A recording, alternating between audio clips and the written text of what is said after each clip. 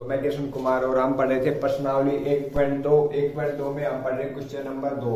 क्या है question number 2? क्या है? पूर्णांकों के लिए निम्नलिखित युग्मों के एचसीएफ और एलसीएम ज्ञात कीजिए। हमें क्या ज्ञात करना है? एचसीएफ और एलसीएम तथा इसकी जांच कीजिए कि दोनों संख्याओं का गुणनफल एचसीएफ और एलसीएम के बराबर होता है। तो हमें दो पूर्णांक कौन कौन से दिए गए हैं? 26 और 91। ठीक है दोस्तों, तो हम सबसे पहले इनका क्या करेंगे? एचसीएफ ज्ञात करते हैं, फिर एलसीएम ज्ञात करेंगे और फिर इन दोनों का गुणा करके सिद्ध करेंगे कि ये इनके बराबर, इनके एचसीएफ और एलसीएम के गुणा के बराबर होते हैं। ठीक है दोस्तों, तो हम करते हैं सबसे पहले 26 का क्या करेंगे?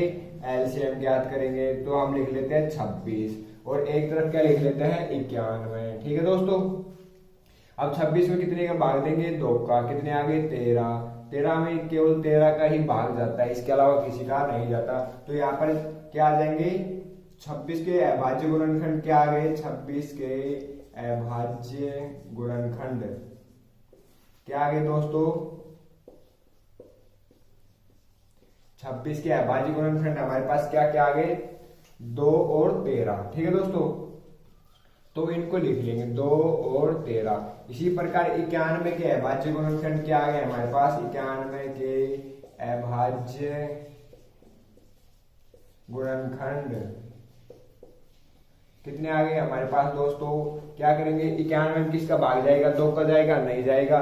3 का जाएगा। 3 का भाज्यता का नियम क्या होता है? जब इन दोनों अंकों का योग, किसका? इसका 9 का और 1 का योग कर देंगे, कितना हो गया? 10। अभी 10 में 3 का भाग जाना चाहिए पूरा पूरा। अगर 10 में 3 का भाग जाए तो क्या होगा? 3 से विभाजित होगा। अगर 10 में पूरा पूरा भाग नहीं जा रहा है तो वो 3 से विभाजित नहीं होगा। तो यहाँ पर क्या है? 10 में 3 का भाग नहीं जा रहा तो विभाजित नहीं होगा। तो अब इसमें किसका जाएगा? 5 का भी नहीं जाएगा, 7 का जाएगा। ठीक है दोस्तों, तो 7 एकम 7, कितने बच गए? 2। कितने हो गए? 21। 7 दिए 21। ठीक है दोस्तों, अब 13 क्या है? अभाज्य संख्या, इसमें केवल 13 का ही भाग जाता है।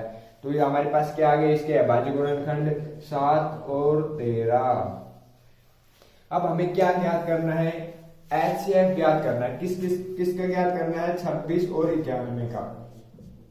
जब भी एचसीएफ एलसीएम पूछे तो हमें इनके अभाज्य गुणनखंड लिख लेने। ठीक है दोस्तों, फिर इनके एचसीएफ और एलसीएम आसानी से ज्ञात कर देंगे। तो सबसे पहले हमारे पास हो गया 26 और 91। 26 और 91 का एचसीएफ। एचसीएफ क्या होता है? जब दो संख्याएं हमारे पास दी है तो उनमें कॉमन संख्या, इसमें जो कॉमन संख्या हमारे पास क्या है? इसमें 13 इसमें भी है और 13 इसमें भी है। तो जो संख्या इसमें भी होनी चाहिए और इसमें भी होनी चाहिए, वही क्या होगा? इसका एचसीएफ होगा। तो यहाँ पर 13 क्या हो गया? हमारा एचसीएफ हो गया। ठीक है दोस्तों, उसके बाद एलसीएम क्या होगा हमारा? 26 और 91 का एलसीएम क्या होगा दोस्तों?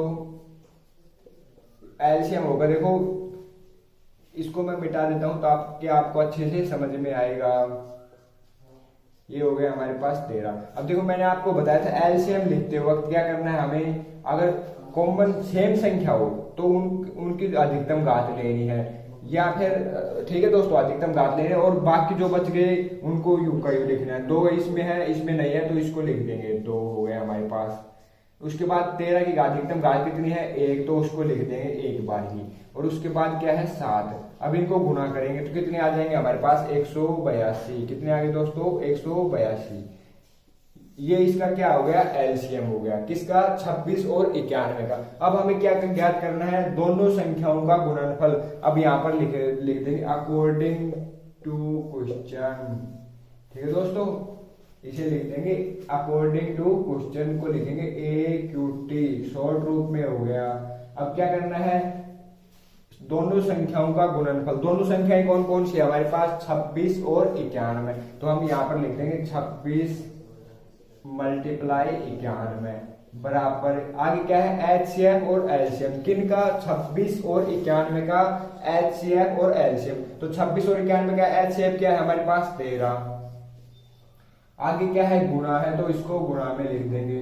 और 26 और 91 का एलसीएम क्या है हमारे पास 182, तो इनको 182 गुणा करके लिख देंगे। ठीक है दोस्तों, कोई प्रॉब्लम? अब देखो मैं आपको एक आसान तरीका बताता हूँ इन दोनों को सिद्ध करने का। आपको तो गुणा करना है, लेकिन आप जैसे हमें कोई पर्सन हमें समझ में नहीं आ रहा कि अभी ये गलत है या सही है, तो इसको आसान तरीके क्या करेंगे, पूरे गुणा करने के बजाय इनको क्या करेंगे, हम इनको टुकड़ों में तोड़ लेंगे। ये क्या हो गया 13। अब इसको देखो, इसके दो टुकड़े करो, ऐसे दो टुकड़े करे कि 91 में आ जाए, या फिर ऐसे मिलते जुलते हैं इस साइड में जो हो उससे। तो देखो इससे दो से के टुकड़े करेंगे, 182 में 2 का भाग देंगे तो हमारे पास आ जाएगा 2 का भाग दे तो 2, देखो 182 में 2 का भाग देंगे तो कितने आ गए हमारे पास 91। तो हम 182 क्या लिख सकते हैं, 2 मल्टीप्लाई 91 लिख सकते हैं, नहीं लिख सकते, क्योंकि 91 गुना में 2 करेंगे तो क्या आ जाएगा 182 ही आएगा। एक ही बात है, इन दोनों इसको टुकड़े करके लिख दिया हमने। अब देखो यहाँ पर हमारे पास 91 है, हाँ इस तरफ भी 91 है, ठीक है। उसके बाद 13 दूनी 26, इसे हम क्या लिख सकते हैं 26 लिख सकते हैं। ये मल्टीप्लाई 91 हमारे पास है, तो यहाँ पर 26 है, यहाँ पर भी 26 है, तो क्या कहेंगे LHS बराबर RHS। हमें गुना करने की जरूरत नहीं पड़ी, लेकिन आपको इनके मल्टीप्लाई करने ही पड़ेंगे। ठीक है दोस्तों, आपको एग्जाम में ऐसा नहीं करना है। ये दो में पढ़ रहे क्वेश्चन नंबर 2, तो इसमें क्या क्या दिया गया हमें 510 और 92 का HCF ज्ञात कीजिए। तो दोस्तों देखते हैं 510 का HCF ज्ञात करेंगे। 510 लिख लेंगे। सबसे पहले इसका HCF ज्ञात करने के लिए हमें गुणनखंड ज्ञात करने पड़ेंगे इसके। तो क्या ज्ञात करेंगे 510 के गुणनखंड। तो इसमें किसका भाग जाएगा, 2 का जाएगा। कैसे जाएगा, क्योंकि इकाई का अंक 0 है और इस 2 से विभाजित है। तो कितने आ गए 2 दूनी 4, कितने बच गए 1, कितने हो गए 2 पंजू 10, और ये यहाँ पर कितने हो गए 11, 11 में से 10 गए कितने बच गए 1, और फिर कितने आ गए 2 पंजू 10। ठीक है दोस्तों, अब इसमें कितने का भाग जाएगा 5 का जाएगा। तो 55 25, 5 एकम 5। अब 51 में कितने का भाग जाएगा, देखो 2 का नहीं जाएगा, इसमें 3 का जाएगा। कैसे जाएगा, मैंने 3 का भाज्यता का नियम बताया था, दोनों संख्याओं का योग 3 से विभाजित होना चाहिए। तो इसमें कितने जाएगा 3 का, कितने आ गए 17, कितने आ गए दोस्तों 17। अब 17 में केवल 17 का ही जाएगा। ठीक है दोस्तों, तो हम यहाँ पर लिख देंगे 510 के अभाज्य गुणनखंड, अभाज्य गुणनखंड। ठीक है दोस्तों, क्या हो गए हमारे पास 510 के अभाज्य गुणनखंड क्या आ गए 2, 5, 3 और 17। ठीक है दोस्तों, तब तो मैं इनको यहाँ पर लिख रहा हूं, कितने आ गए 2 मल्टीप्लाई 5 मल्टीप्लाई 3 मल्टीप्लाई 17। ये किसके अभाज्य गुणनखंड आ गए 510 के। इसी प्रकार हमें किसके ज्ञात करने हैं 92 के। ठीक है, क्या ज्ञात करने हैं अभाज्य गुणनफल गुणनखंड। ठीक है दोस्तों, क्या ज्ञात करने हैं अभाज्य गुणनखंड। अब देखो 92 के अभाज्य गुणनखंड ज्ञात करने, तो हम क्या करेंगे इसके सबसे पहले 92 में किसका भाग देंगे 2 का जाएगा।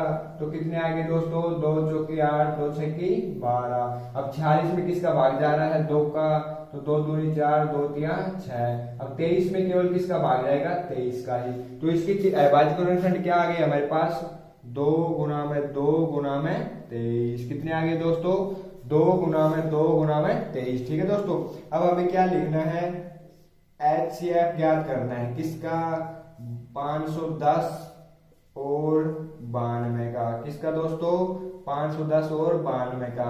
मैंने बताया था कि दोनों के जो पहले सबसे पहले क्या करेंगे इनके अभाज्य गुणनखंड लिख लेंगे। ठीक है दोस्तों, फिर इनमें HCF क्या होता है दोनों में जो कॉमन संख्या होगी। अब देखो जो संख्या इसमें होनी चाहिए वो इसमें भी होनी चाहिए। ठीक है, वो क्या होगी इसमें HCF में काउंट होगी। तो इसमें 2 है इसमें भी 2 है। ठीक है, इसमें 5 है इसमें 5 है नहीं है, इसमें 3 है इसमें 3 है नहीं है, इसमें 17 है इसमें 17 है नहीं है। तो क्या है केवल 2। तो हमारा HCF कितना आ गया 510 और 92 का 2। ठीक है दोस्तों, इसी प्रकार LCM देखते हैं। तो हमारा LCM क्या होगा 510 और 92 का क्या होगा दोस्तों। देखो इसमें मैंने बताया था कि जो सेम संख्या है उसकी तो अधिकतम घात लिखनी है और बाकी सबको लिखना ही है। तो इसमें देखो 2 की यहाँ पर भी 1 है और यहाँ पर भी 1, तो कोई भी 2 लिख देंगे, 1 2 लिख देंगे। ठीक है दोस्तों, यहाँ पर क्या है 5 लिख देंगे, यहाँ पर 5 केवल 1 ही है नीचे वाले में नहीं है तो 5 लिख देंगे। उसके बाद 3, उसके बाद 17, दोस्तों एक बात हमने ध्यान नहीं दी, यहाँ पर देखो 2 की कितनी घात है 2, तो हमें मैंने बताया 2 की जो घात बड़ी हो, यहाँ पर 2 की 1 घात है, यहाँ पर 2 की कितनी घात है 2 है, तो यहाँ पर कितनी लिखेंगे 2 की घात 2, दोनों लिखेंगे, ठीक है। जितनी जो बड़ी घात हो उसको लिखेंगे इन दोनों में से। उसके बाद कितने हो गए 17, उसके बाद कितने हो गए हमारे पास 23, ठीक है दोस्तों। तो इनका गुणा करेंगे तो क्या आ जाएगा हमारे पास, इनका गुणा करेंगे आ जाएगा 23,000, कितने आ गए दोस्तों 23,460, कितने आ गए दोस्तों 23,460। अब हमें क्या सिद्ध करना है आगे, इसका एचसीएफ कितना आ गया 2 और एलसीएम कितना आ गया 23,460। अब हमें सिद्ध करना है कि दोनों संख्याओं का गुणनफल यानी 510 और 92 का गुणनफल मैं यहां पर कर रहा हूं, आपको अपनी जो नोटबुक है उसमें नीचे करना है, इसके जो मैंने करा था इसके नीचे करना है, ठीक है। तो यहाँ पे हमें क्या करना है, देखो क्वेश्चन के अकॉर्डिंग चलते हैं हम, AQT अकॉर्डिंग टू क्वेश्चन, ठीक है दोस्तों, AQT। अब क्या कह रहा है, दोनों संख्याओं का गुणनफल, कौन कौन सी संख्या है हमारे पास 510 है और 92, तो इन दोनों का गुणनफल, तो यहाँ पर लिख देंगे 510 और 92 का गुणनफल, ठीक है दोस्तों। आगे क्या दे रखा हमें बराबर का निशान है, तो बराबर का निशान लिख देंगे। उसके बाद एचसीएफ किसका 510 और 92 का, कितना है एचसीएफ 510 और 92 का 2, तो यहाँ पर क्या लिख देंगे 2। उसके बाद एलसीएम किसका 510 और 92 का, तो कितना है दोस्तों 23,460, 23,460, ठीक है दोस्तों, समझ में आ रहा है ना। अब क्या करेंगे, इनका मल्टीप्लाई कीजिए, तो मल्टीप्लाई करेंगे, इनका मल्टीप्लाई करेंगे तो हमारे पास आ जाएगा 46,920। अब मैं यहाँ पर मल्टीप्लाई करूंगा तो वीडियो बहुत लंबा हो जाएगा, गुणा तो आप सबको आते होंगे, आप अपनी रफ नोटबुक में करके देख लीजिए, ठीक है दोस्तों। ये कितने हो गए 46,920, और इसका भी गुणा करेंगे तो यहाँ पर भी आ जाएगा 46,920। अब हमें क्या प्राप्त हो गया, LHS बराबर है किसके RHS के, यानी लेफ्ट हैंड साइड बराबर है किसके राइट हैंड साइड के। तो हेलो दोस्तों, मैं कृष्ण कुमार यादव और हम पढ़ रहे थे प्रश्नावली 1.2 में पढ़ रहे हैं क्वेश्चन नंबर 2 और इसका तीसरा क्वेश्चन।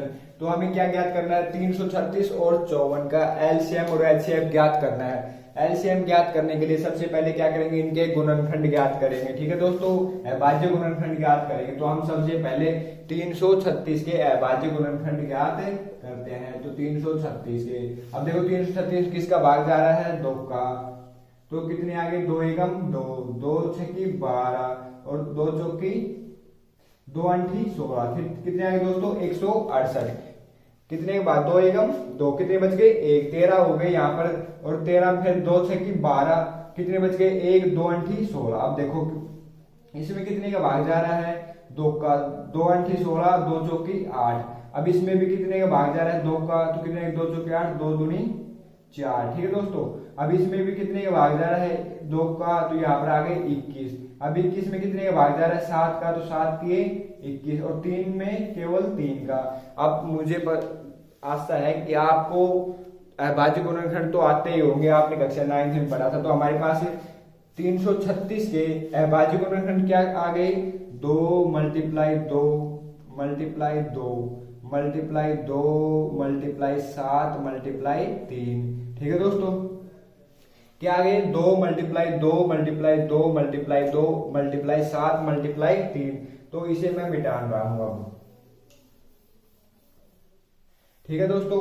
अब देखो मैंने एक बात बताई थी, जब आधार समान हो तो घातें जुड़ जाते हैं, इनके ऊपर घात हम 1 मान सकते हैं, ठीक है दोस्तों। तो आधार क्या है 2 और घातें कितनी हो गई 1 प्लस 1 प्लस 1 प्लस 1, 2 कितनी बार है यहाँ पर 1 2 3 4, 4 बार है, तो यहाँ पर कितनी घात हो गई 4 हो गई। तो यहाँ पर क्या लिख सकते हैं हम 2 की पावर 4 लिख सकते हैं ना, कोई प्रॉब्लम। तो हमारे पास क्या आ गया, ये आ गया हमारे पास 2 की पावर 4 मल्टीप्लाई 3 मल्टीप्लाई 7, ठीक है दोस्तों। ये हमारे पास क्या आ गए 336 के अभाज्य गुणनखंड। उसके बाद 54 के अभाज्य गुणनखंड ज्ञात करने हमें, तो ये देखिए 54 लीजिए, 54 में किसका भाग जाएगा 2 का जाएगा, कितने आ गए 27। अब 27 में किसका जाएगा 3 का, कितने आ गए 9, 9 में किसका जाएगा 3 का, तो कितने आ गए 3, 3 में किसका जाएगा 3 का, ठीक है दोस्तों। अब इनको यहाँ पर लिख देंगे, कितने आ गए हमारे पास इसके गुणनखंड 2 मल्टीप्लाई 3 मल्टीप्लाई 3 मल्टीप्लाई 3। ठीक है दोस्तों, अब देखो मैंने बताया था कि जब आधार समान हो, आधार समान है या तो घातें क्या होती है, जुड़ जाती है। यहाँ पर 3 कितनी बार है, 1 2 3, तो यहाँ क्या लिख देंगे 3 की पावर 3। ठीक है दोस्तों, समझ में आ रहा है ना। ठीक है, अब क्या करना है हमें 336 और 54 का एलसीएम और एचसीएफ ज्ञात करना है। तो मैं यहाँ पर लिख देता हूं एचसीएफ किसका, 336 और 54 का, किसका 54 का। ठीक है दोस्तों, तो कितने आ गए हमारे पास। एचसीएफ क्या होगा, अब देखो इसमें से मैंने बताया था कि जो संख्या इसमें भी हो और इसमें भी हो, तो मतलब जो संख्या जैसे 2 इसमें भी है और 2 इसमें भी है, वो संख्या क्या होगी, उसका एचसीएफ कहलाएगी। ठीक है, किसका 336 और 54 का। अब देखो इसमें 2 क्या है, 2 की पावर 4 है और यहाँ पर क्या है 2 की पावर 1 है। तो एलसीएम में तो क्या करते हैं, अधिकतम पावर लेते हैं सेम जब समान संख्या हो तो, और एचसीएफ में क्या करते हैं न्यूनतम पावर लेते हैं। अब देखो 2 इसमें 1 बार है तो यहाँ पर कितनी बार है 4 बार, तो यहाँ पर जब एचसीएफ ज्ञात करते हैं 2 की पावर 1 ही लेंगे। ठीक है दोस्तों, तो यहाँ पर सबसे पहले एचसीएफ में क्या आ गया 2 आ गया। उसके बाद और क्या है, इसमें 3 है और इसमें भी 3 है, तो इसमें 3 कितनी बार है 3 बार है, इसमें 3 कितनी बार है 1 बार है। तो हमें क्या लेनी है न्यूनतम पावर, तो 3 की पावर 1 लेंगे, क्या आ गया हमारे पास 3 आ गया। तो हमारे जो एचसीएफ आया वो कितना आया 6, कितने का 336 और 54 का एचसीएफ कितना आ गया 6। अब हम ज्ञात करेंगे एलसीएम। अब देखो एलसीएम ज्ञात करेंगे दोस्तों, किसका 336 और 54 का। अब एलसीएम के लिए मैंने बताया था कि दो अगर समान संख्या हो तो उनकी अधिकतम घात लेने, तो अधिकतम घात यहाँ पर कितनी हो गई 2 की पावर 4। ठीक है दोस्तों, कोई कंफ्यूजन नहीं है। उसके बाद देखो 3 इसमें भी है इसमें भी है, तो 3 की अधिकतम घात पावर लेंगे, कितनी होगी 3 की पावर 3। उसके बाद क्या बच गया 7, उसको भी लिख देंगे। जब इनको गुणा करते हैं तो क्या आएगा, जब इनको गुणा करते हैं तो आता है 3024। कितने आगे दोस्तों 3024। अब अपनी रफ नोटबुक में गुणा करके देख लीजिए 3024 ही आएगा। अब देखो हमें आगे क्वेश्चन में क्या कहा गया है, दोनों संख्याओं का गुणनफल। कौन सी दोनों संख्याएं 336 और 54 बराबर होगा किसके एचसीएफ मल्टीप्लाई एलसीएम। किसका एलसीएम और किसका एचसीएफ 336 और 54 का एचसीएफ और एलसीएम। ठीक है दोस्तों, तो अब मैं अब इसको आपको सिद्ध करके दिखाता हूं। अब इनको एक बार स्क्रीनशॉट ले लीजिए, फिर मैं इनको मिटा देता हूं। ठीक है दोस्तों, ले लिया। अब चलते हैं जांच की तरफ। तो हम क्या करेंगे, जांच करेंगे। अब हमें क्या दिया गया था, देखो एचसीएफ दोनों संख्याओं का गुणनफल। दोनों संख्याएं कौन कौन सी हो गई हमारे पास, यहाँ पर लिख देंगे अकॉर्डिंग टू क्वेश्चन। ठीक है दोस्तों, ए क्यू टी। अब क्या आ गया हमारे पास, दोनों संख्याएं कौन कौन सी होगी 336 मल्टीप्लाई 54। हमें जो क्वेश्चन में कहा गया है वो सिर्फ उसकी पालना करनी है। उसके बाद क्या है, बराबर है तो बराबर का निशान लगा देंगे। अब एचसीएफ किसका 336 और 54 का। एचसीएफ हमारे कितना आया था 6 आया था दोस्तों। ठीक है, एलसीएम कितना आया हमारे पास 336 और 54 का 3024। कितना है दोस्तों 3024। समझ में आ गया ये कहां से आए। कभी कहो सर ये कहां से लेके आ गए आप, तो वो अभी हमने ज्ञात किए थे पीछे वो है। तो अब क्या करना है, हमें इनका गुणा करो और इनका गुणा करो। ये कह रहा है कि ये दोनों बराबर आने चाहिए। ठीक